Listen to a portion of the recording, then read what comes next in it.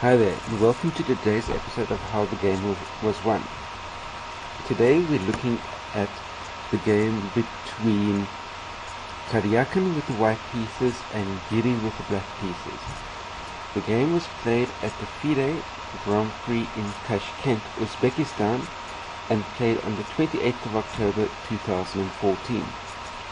The opening follows the lines of the time and odd variation of the Sicilian defense, although getting into the Sicilian defense via a rather unusual opening 4-move sequence.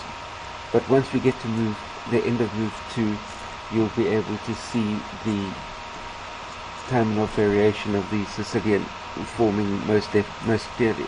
So without further ado, let's get into the opening moves. We started off with knight f3, followed by c5, e4, e6, and as you can see by now, we've most definitely got the Sicilian defense developing under quite normal lines. C takes d4, knight takes, knight c6, knight c3, queen c7, bishop e3, a6, and in this position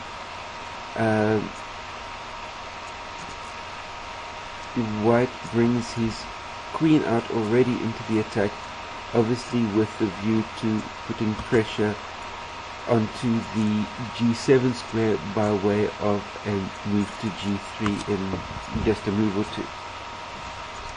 And the idea here is that White will be castling long and launching an all-out attack on the black king side.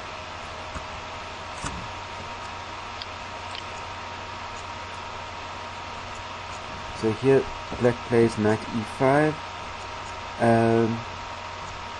and it's obvious that once the queen's gone to g3, which it does with this very next move, that the white pawn will eventually be getting to f4 and dislodging the knight from its outpost. h5, f3.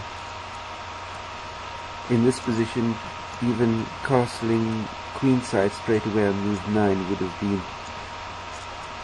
a good option. Black plays b5. Now white castles long d6, and at long last f4. It took too tempting to get there, but it's gotten there nonetheless. So the knight comes down to g4. Black pushes to e5. So white pushes to e5, which is all typical Sicilian. White is fully mobilized and attempts already a pawn breakdown down the center, getting ready to launch an all-out attack down the queen side. The light square bishop could, say for instance, get to d3, and then the attack becomes even more solid. Here black plays d takes e, and white answers with f takes e. In this instance, for white, knight bd5 might have been knight db5 might have been an interesting variation with a combination of a takes b, bishop takes b5, king e7, fe, knight takes e, bishop b6, queen takes e5, knight f1, hf1, and white has a really solid game coming out of this. Even though he's sacked a piece in the process, he's got 3 connected pass pawns on the queen's side, and still pieces bearing down on a very exposed looking black king. But getting back to the game in hand, white chose to play f takes e5 instead, which allowed knight e3, queen takes e3, bishop d7, bishop e2, and black doesn't have a clear way to develop his his pieces, and he's not going to be able to do so very well for the remainder of the game, simply because of White's mobilization that he has already. Is putting pressure down the kingside flank, and Black is still sitting with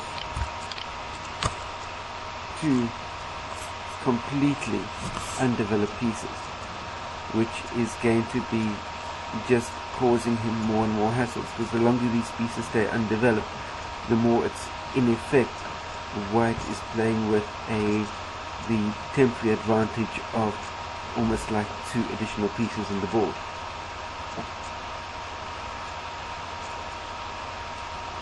Here Black plays G6,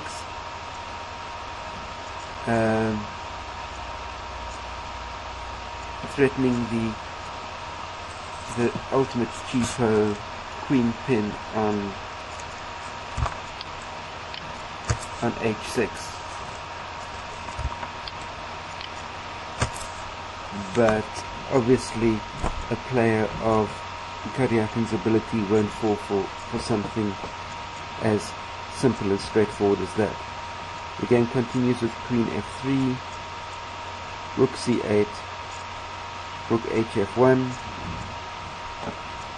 Now with two big major pieces barreling down on the F7 square,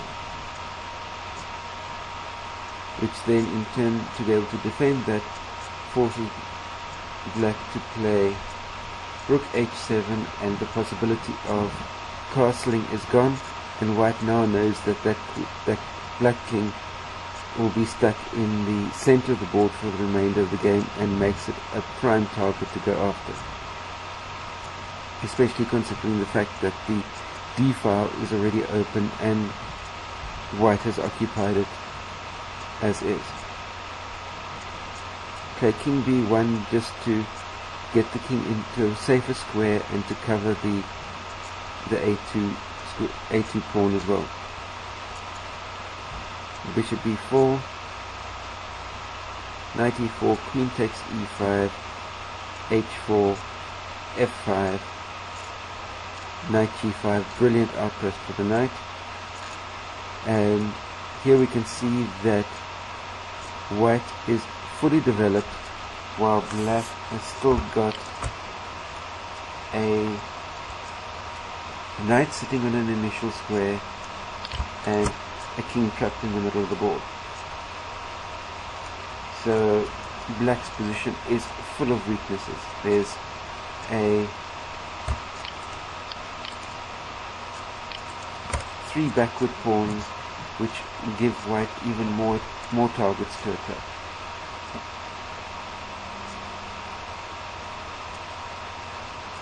So Black plays Rook E7, Queen B7, Bishop C5. Here, for instance, White could have played the knight sacrifice on F5 with E takes, Rook D7, Rook B8, Rook FD1, and we've got the powerful attack of the twin rooks barreling down the D file. Obviously there's no ways that Black can even consider making the capture on D7, simply because White will come in and play checkmate on D8. So getting back to the game in hand,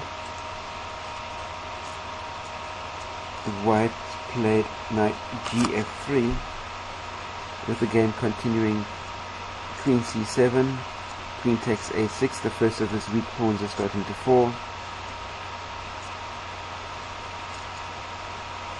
Bishop D4, Knight takes D4, King F8, trying to develop some sort of a king safety, but really everything is just so way exposed and hanging, and as soon as the pieces start getting exchanged off,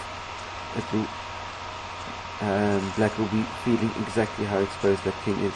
And moving on the king onto f8 doesn't really alleviate all that much, because after all, white has already got effective control of the half-open f-file that will be barreling down towards black king. Again, continuing with c3, knight f6, bishop takes b5, bishop takes b5, queen takes b5, and here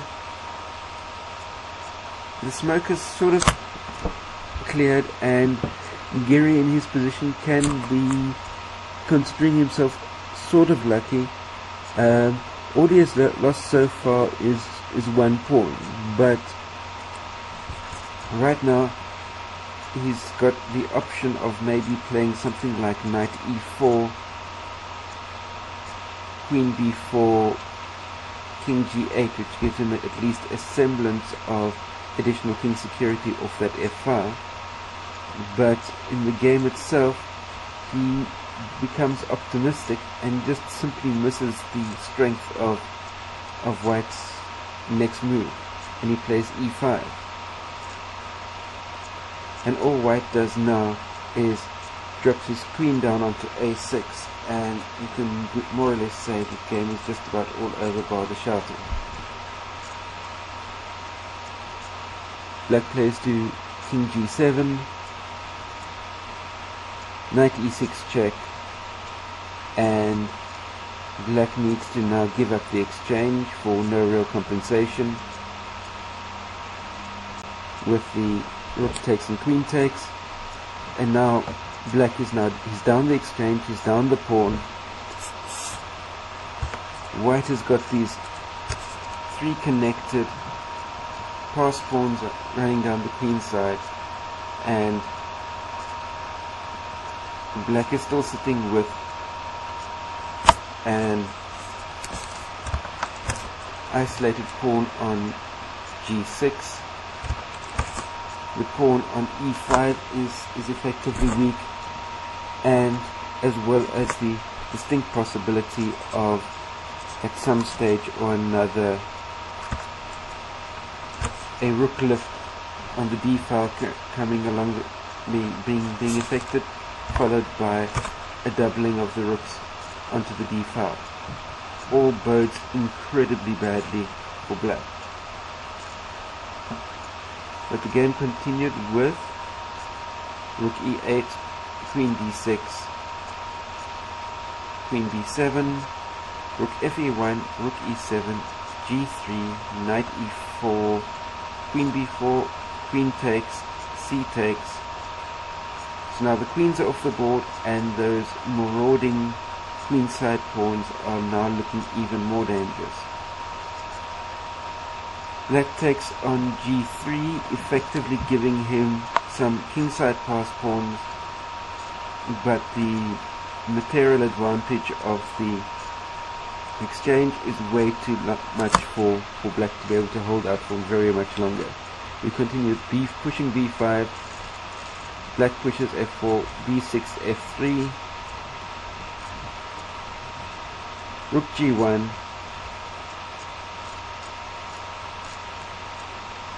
and here black plays the error of an error, but a good move that was at black's disposal, for instance, is knight f5. But instead of playing knight f5, what does he do? He puts his knight on e2, which is the question that arises out of this is, why on earth put your knight in the way of the pawns that you're trying to push through? But either which way, with the position as it was, his position is more or less toast anyways.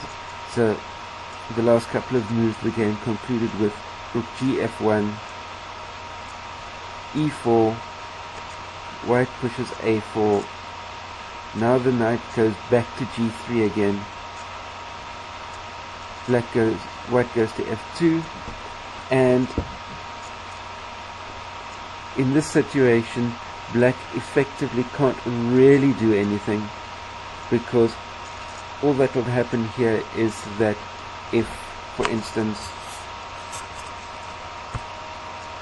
if black pushes this pawn, then white grabs the f pawn, and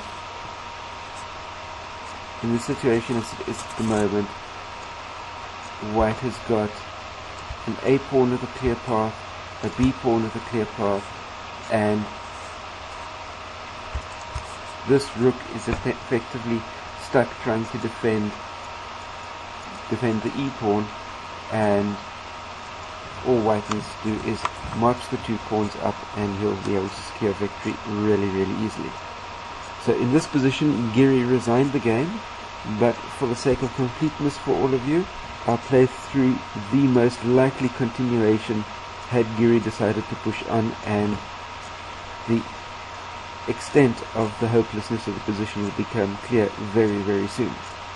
For instance, knight or black, for instance, could play knight f5,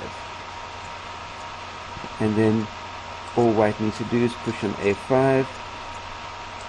Black brings the rook across to b7.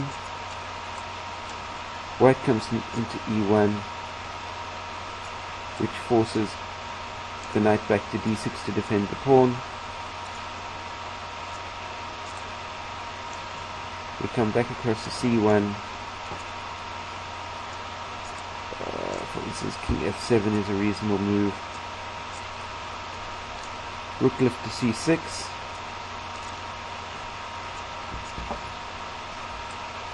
The knight comes back to f5. Push the pawn.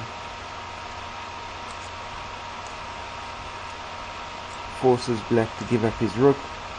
Now it's the exchange plus a rook down, and what's black going to do?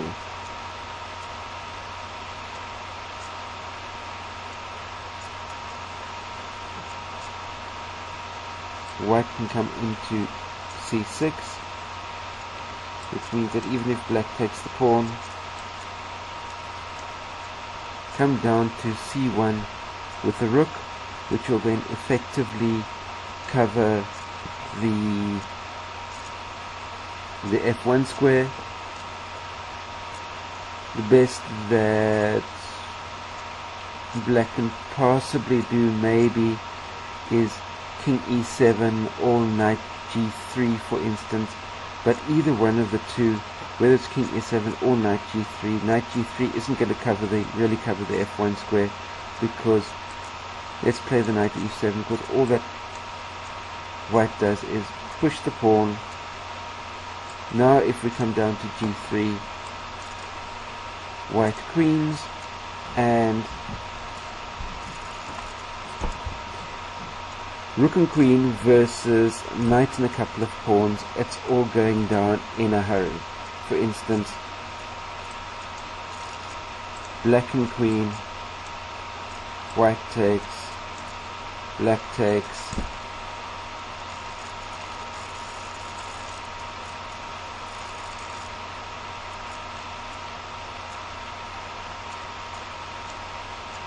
black can play check,